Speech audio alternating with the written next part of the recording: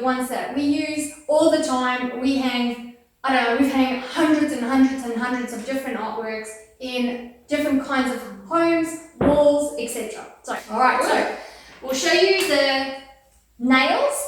So these ones are specifically for a gyprock wall. So I always say do the knock test. Alright, so when it sounds a bit hollow, it is a gyprock wall. When you hit the wall and then it goes thud, it is a concrete wall. Yeah. Do not use a hammer then. No. Do not. No. So these are specifically for that, and also ensure that the hooks that you use and the nails can support the weight of your artwork.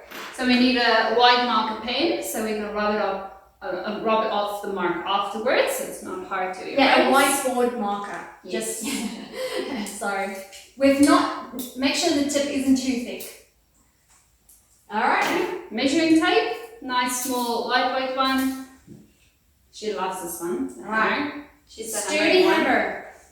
Okay. Not necessary, but we strongly recommend using this little tool. So this one actually shows you where there's electric cables and a solid beam. We asked for an electricity identification machine. Don't know if that's the real word. Or it also detects beams, wooden beams, because that's the other thing. If you go through a gyprock wall and there's a wooden beam, you are going to struggle. Yeah, or a steel beam, you're going to struggle to get the nail in. So this is just something that we use. A good rule of thumb is if you have plugs in the middle of where you want to actually mount your artwork, maybe rethink about where you're going to hang it, because there might be electricity in close proximity. Yep. Thank you for watching our video.